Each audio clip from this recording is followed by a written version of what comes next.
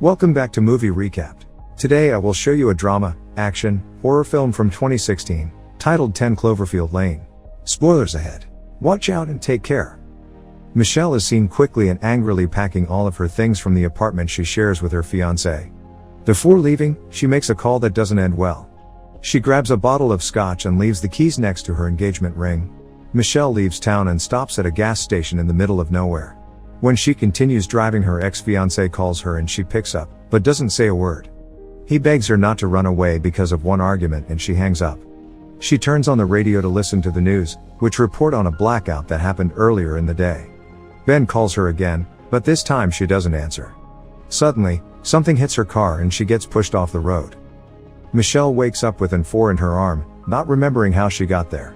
She feels that her leg is hurt and checks it, only to find that it is chained to the wall. Looking at the place, it becomes obvious that she's not in a hospital.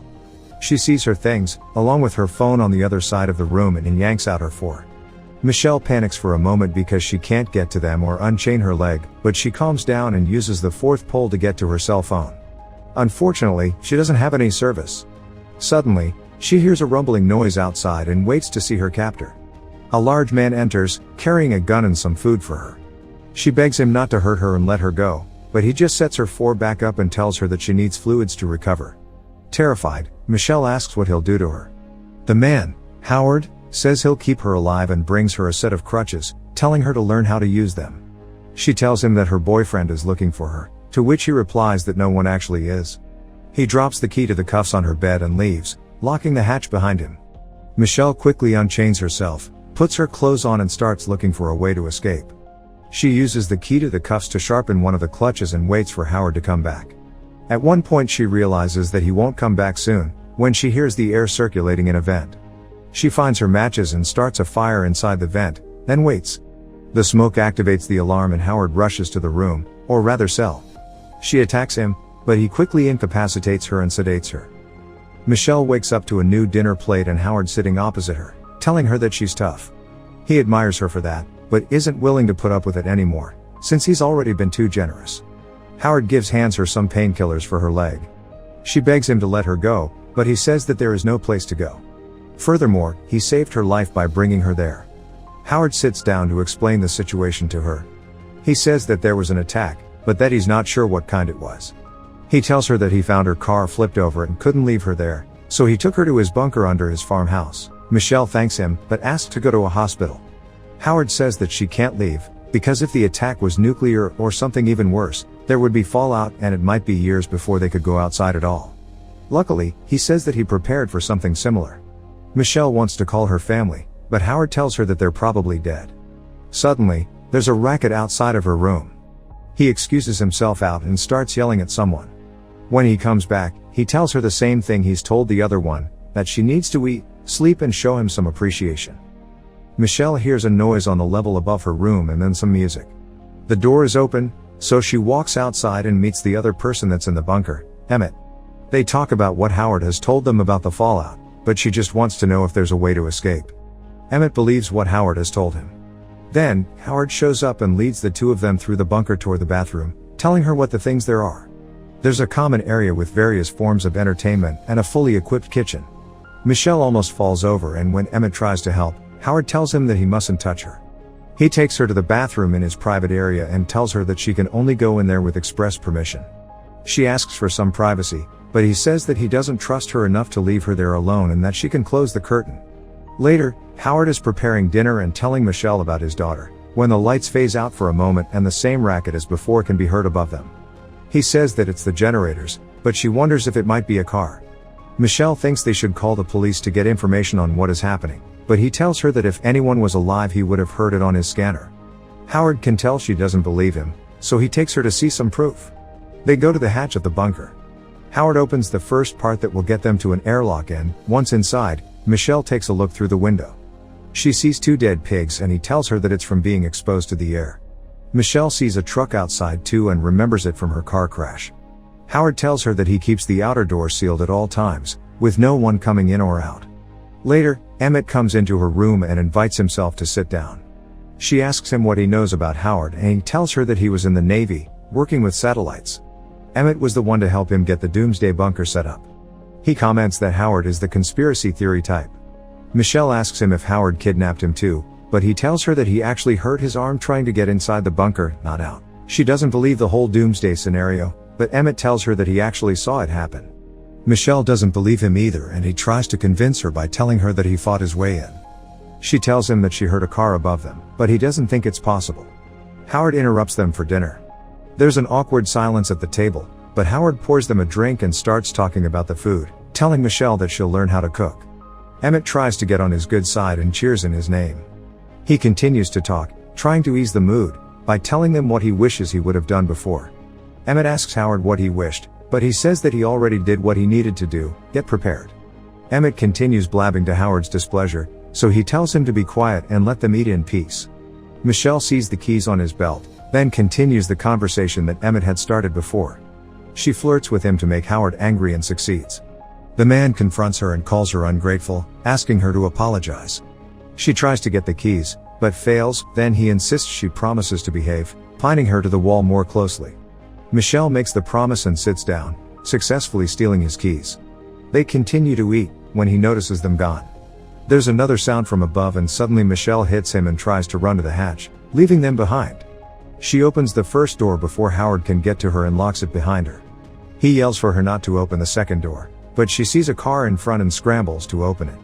Suddenly, a woman that looks hurt appears outside, begging to be let in. Michelle is reluctant, so she asks Howard what to do. He tells her not to. The woman says that it hardly touched her and that she'll be okay. Michelle freezes, unsure of what to do, when the woman starts banging her head on the window. Later, Michelle is crying in her room and Howard comes in to change a light bulb. He tells her that he knows how hard it is to lose the people you love, then confesses that he crashed into her car. Howard had panicked when he heard about what happened and was driving like a madman to get to the bunker, when he ran into her.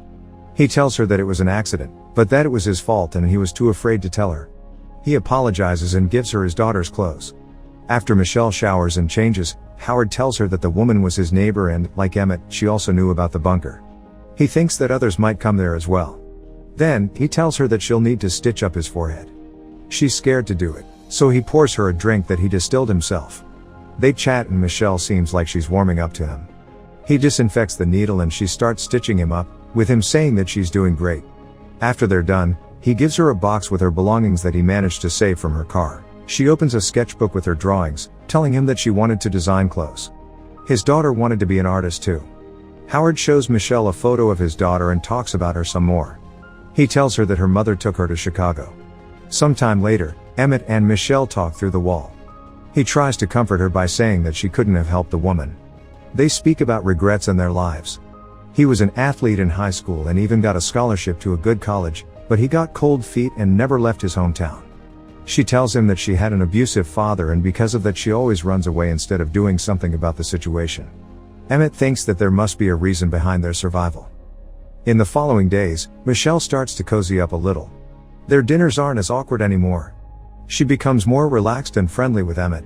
The three of them even play games together and eventually, she even gets closer with Howard too. One day, Michelle and Emmett are in the common area, having fun and talking, when suddenly the bunker starts shaking and there's some strange noise outside.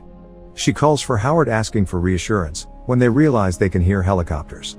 He tells them that if it was helicopters, they wouldn't be theirs, but only part of the second phase of the attack.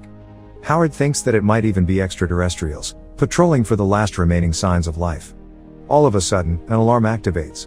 Howard tells them that the air filtration system is malfunctioning and that something must be blocking the hatch. If they don't fix it, they'll run out of air. He tells Michelle that she's the only one that will fit inside the vents and that she needs to restart the filtration system. Before she crawls in, he instructs her on how it's done and tells her not to get stuck because they won't be able to get to her and help. As she moves through the vent, Howard helps her navigate until she reaches the filtration unit. She does what he instructed her to do and restarts the machine, but sees another hatch going outside. It's locked. Michelle sees the word help written from the inside of the window and when she gets down she finds something. When she gets back, she tells Emmett that Howard must have lied about his daughter and shows him the bloody earrings she found. Michelle shows him the photo of the girl and he tells her that she isn't Howard's daughter, but another girl that he knew. At some point she went missing and never came back. The earrings were hers. They find another photo of Howard and the girl wearing the same shirt as Michelle. She thinks that he took her and killed her. The two of them talk about what they could do, but Howard interrupts them and plays music for them. He tells her to shower, just in case of contamination. When she goes to do it, she gets an idea and shares it with Emmett immediately. That night, Howard is watching a movie, and Emmett goes to the kitchen. He steals a pair of scissors, then goes over to talk to him. He puts an idea in his head that Michelle might have brought in the contamination with her when she touched the filtration unit. Howard panics and throws away the shower curtains, then the two of them scoop it out from the trash. Michelle begins designing and creating a protection suit. Emmett helps her find everything that she would need to make it. Most of it is done and the two of them concoct a plan on how to incapacitate Howard so that one of them can go outside and look for help. One night the three of them play a game of association. There is an awkward moment in the game when Emmett misunderstands what Howard is making him guess, but Michelle steps in and saves him from exposing their whole plan. Later, Michelle is putting the suit together, when she hears something outside. Howard walks in and asks for her help. They join Emmett in the common area and he shows them a barrel which he needs to be moved into the bathroom. Inside of it is a type of highly corrosive acid that can dissolve most biological material on contact. Suddenly, Howard confronts them, showing them that he found the tools they were using and asking them what they were doing with them. He drops the tools in the acid to scare them and Emmett confesses, saying that he used the tools. His story is that he wanted to take his gun away from him with some kind of weapon he could make, so that he could get Michelle to respect him the same way she does Howard. He apologizes, but Howard still kills him. Howard talks to Michelle like she's a child, trying to calm her down, saying that he needed to kill Emmett so he couldn't hurt them. Later, Michelle is in Emmett's bunk. She's upset and goes through his things, when Howard brings her some ice cream. He tells her that he wants the two of them to be a happy family. She goes back to her room and finishes the protective suit, when Howard almost catches her with the mask. He walks in and asks her to dinner, but a bolt falls from the vent and he goes to check it. Howard doesn't find the mask, however he sees a piece of the suit under her mattress and uncovers the whole thing. Michelle locks him in her room and runs to get the liquid nitrogen. Howard catches up to her and she spills the acid on him, managing to escape. The acid causes a fire to break out in the bunker, as she's hurrying to get the suit. Howard, still alive somehow, catches up to her again, but she incapacitates him.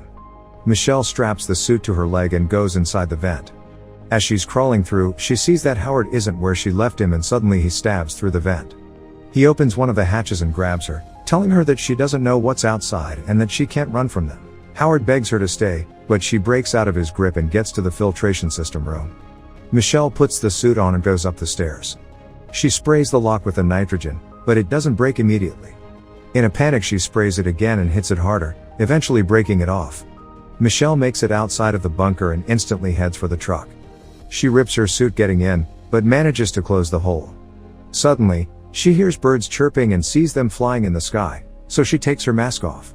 As she's taking a big gulp of air, she hears something in the distance and sees some kind of flying object. Suddenly, the bunker explodes.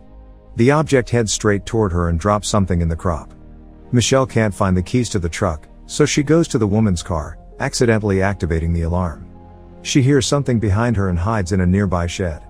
The woman's body is there too. Michelle peeks through the window and sees some kind of creature approaching the car and lifting it like it weighs nothing at all. Getting a better glimpse of the alien sends her in a panic and she rushes to find the woman's car keys. The thing peers inside the shed, but Michelle distracts it by turning off the car alarm.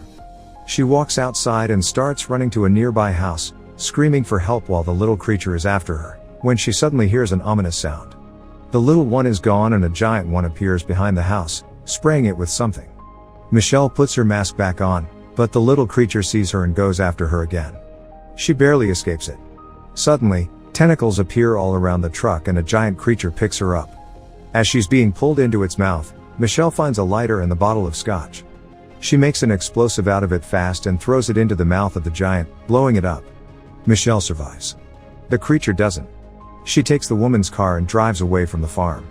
Suddenly, the radio turns on and she hears a human message telling survivors where to go. Michelle is faced with a decision: go to the liberated town of Baton Rouge or head to Houston where the fight is still in progress.